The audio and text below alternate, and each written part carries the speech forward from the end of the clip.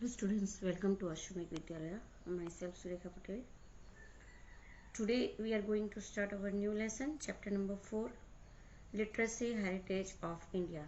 Students, earlier we have to be go anywhere, or we have to be go to the visit to library. There have to be seen a very ancient time novels, and they have to be given the history about that time. So how to be there is the question should be created that at that time, in question time, what language should be used for it, and everything should be there. So today we have to be studied about that literature, language, and that time of ancient books where uh, they have to be written by which novelist and their lifestyle. So let us we start about it. Men took help of expressions, symbols, drawings, and sounds of communicate his thought, ideas, feelings, and emotions to others. लोगों ने अपने जो feelings थी अंदर जो के दूसरे लोगों को जो बताने की भावना थी, ये जो चीज़ है उसके लिए उसने क्या किया, ए सिंबल, ड्राइंग, साउंड, ये सारी चीज़ों का यूजेस किया.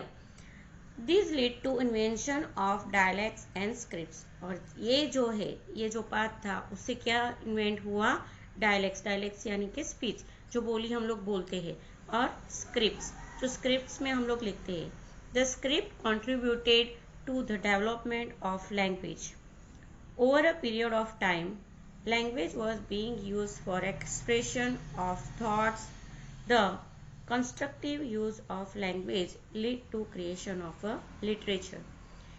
थोड़े समय के बाद जैसे धीरे धीरे डेवलपमेंट होने लगा ये स्क्रिप्ट के अंदर, और स्क्रिप्ट का जो है लैंग्वेज को क्रिएट करने के अंदर बहुत बड़ा योगदान रहा था. जैसे जैसे लैंग्वेज जो है वो इन्वॉल्व डेवलप्ड होने लगी, तो जिसके वजह से जो है लिटरेचर यानी कि साहित्य का भी जो है साहित्य की रचना की गई. From Asian time, Indian literature is known for its diversity and uniqueness. Asian time से ही हमारा जो लिटरेचर है, हमारा जो साहित्य है, उसके अंदर हम लोगों को डाइवर्सिटी, अलग, डिफरेंट और यूनिकनेस दिखी गई है. Indian scholars divided Asian literature into वैदिक एंड क्लासिकल लिटरेचर. जो इंडियन स्कॉलर्स थे उन्होंने हमारे जो लिटरेचर से उनको दो पार्ट्स में डिवाइड किया गया है. First one is Vedic and the another one is the classical. Besides this some folk literature was also popular. इसके अलावा जो फोक यानी कि जो लोगों से जैसे हर एक अलग अलग रीजन्स के लोग हमारे यहाँ इंडिया में बसते हैं, तो अपने अपने अपनी लोगों की अलग अलग जो डाइवर्सिटी है उसके हिसाब से भी जो है लिटरेचर बनाए गए हैं. That is a folk literature. Language and literature. If we quickly look at the history, we can see an emerge of variety of languages since the centuries. सदी से हम लोग अगर देखेंगे, अगर हमारे जो पास्ट है, हिस्ट्री है, उसके बारे में हम लोग देखेंगे, तो बहुत सारी जो लैंग्वेज है उसका जो है इन्वेंशन हुआ है. This language influence one another and it result in developed of literature. ये जो लैंग्वेज है वो लिटरेचर के डेवलपमेंट में यूज किया गए, मतलब कि उसका रिजल्ट है. As a result some new language and literature have developed and flourished.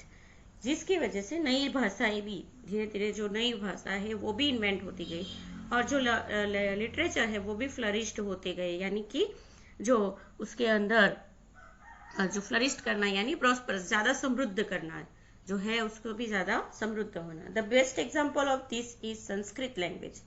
ये जो लैंग्वेज है कि जैसे जैसे फ्लरिश होते गया है, तो जिसके अंदर हम लोग अगर बात करेंगे तो Sanskrit language should be very best example of it.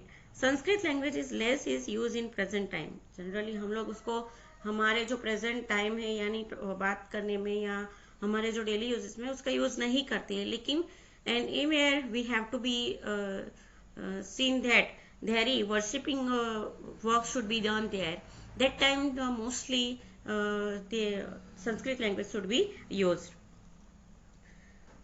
Language is less in use in present time, but religious ceremonies and worshipping rituals are dialect in Sanskrit language. जैसे वर्शिपिंग हमारे यहाँ पे पूजा होता है, हवन होता है, तो ये सारी चीज़ों में संस्कृत लैंग्वेज का ज़्यादा यूजेस होता है.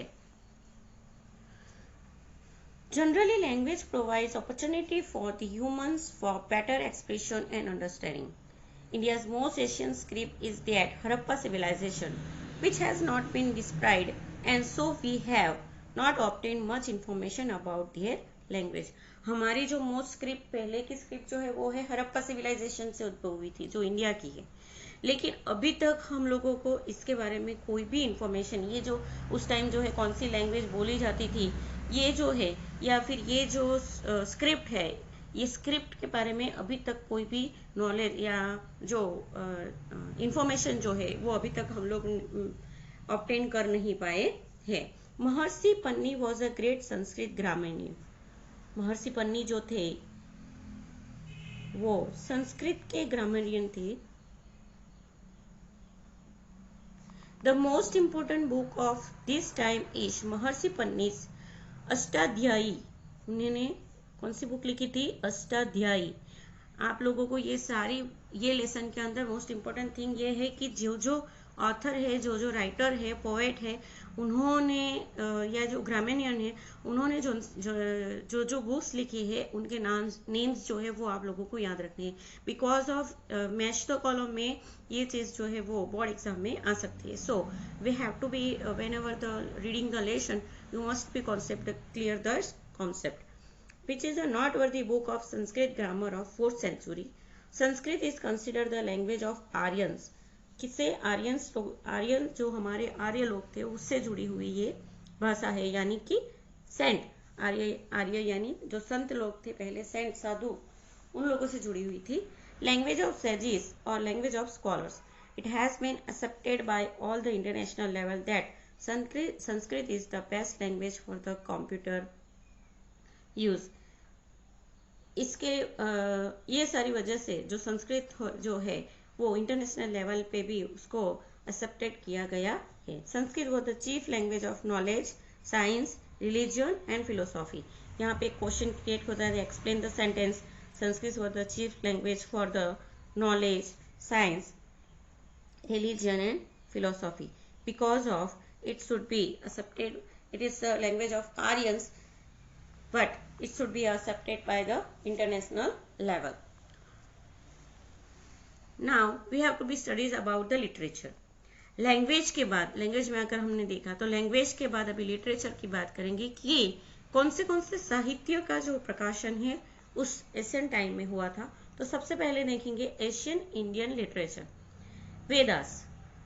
Vedas means knowledge they are for. Vedas का मतलब क्या होता है? नॉलेज, ज्ञान.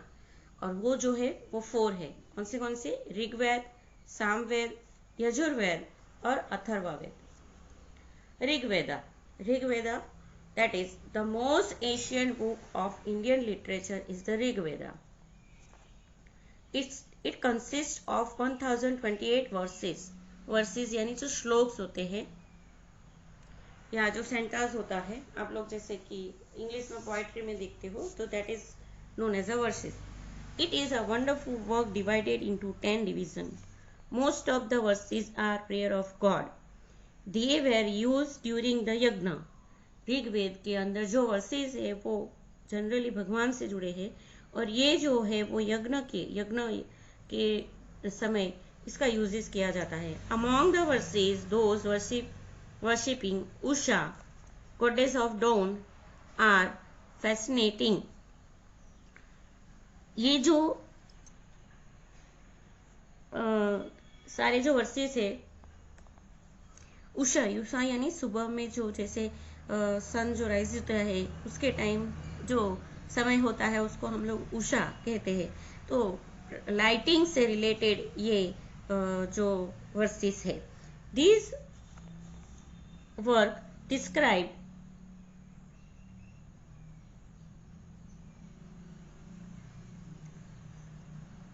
This work describes political, social and religious matters of Aryans who were residing in the region of the सप्त सिंधु। ये जो वर्क है ऋग्वेदा के अंदर जो वर्सेस बनाया गया है, ये जो है सप्त सिंधु रीजन के अंदर जो लोग बसे हैं उनके पॉलिटिकल, सोशल और जो रिलीजियस से धर्म से जुड़ी हुई जो बाबतें हैं उसको डिस्क्राइब करती है। Next one is Samaveda. 3 other Vedas are also composed after Rig Veda. Out of them, Samveda was composed to focus on the process of recitation of verses. ये जो ऋग वेदा के बाद जो है दूसरे वेद की भी जो कॉन्सेप्ट जो है वो बना कंपोज किया गया, और जिसके अंदर जो है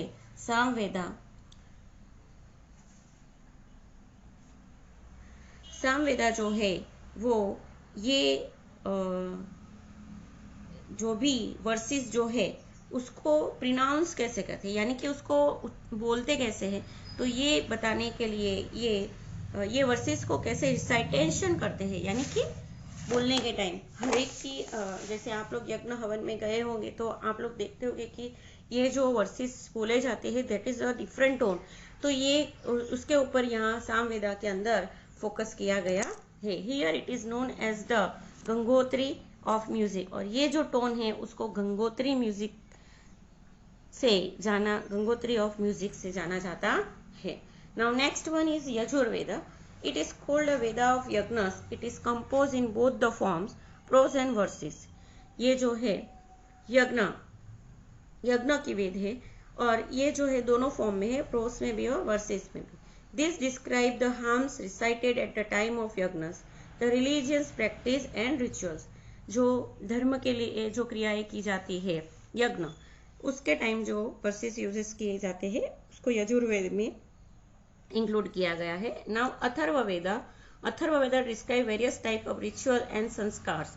यहाँ पे हम लोगों को हमारे धर्म से प्रति जो रिचुअल है वो तो जो बताए ही गए हैं, जो वर्शिप के लिए किए जाते हैं काम वो, लेकिन साथ में हमारे जो मैनर्स है उसके बारे में उसमें डिस्क्राइब किए गए हैं। उपनिषद एक अलग धर्म है, अलग एक ग्रंथ है। उपनिषदी literature gives us a vivid description and analysis of the beginning of the universe. हमारे यूनिवर्स के बारे में इसके अंदर जो है डिस्क्रिप्शन दिया गया है।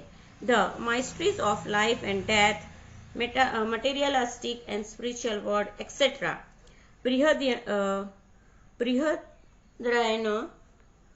बृहद्रायण and Chandogya are the earliest of Upanishad. Brihadranya and Chandogya are the earliest Upanishad. ये उपनिषद है। In the dialogue form में there are 108 in all as mentioned in a मुक्तिको उपनिषद, और ये जो मुक्तिको उपनिषद है उसके अंदर 108 जो डायलॉग्स जो है वो दिए गए, मेंशन किए गए हैं, जिसके अंदर 108 मुक्तिको उपनिषद के अंदर 108 जो डायलॉग्स है उसको मेंशन किए गए हैं। तो इस तरह हम लोगों ने जो लैंग्वेज थी पहले एशियन टाइम में, language generally there is a mostly Sanskrit language should be use, and after that we have to be start literature. तो लिटरेचर के अंदर हमारे जो एशियन लिटरेचर है, जो वेदास, वो वेदास के बारे में हम लोगों ने नॉलेज लिया। Thank you.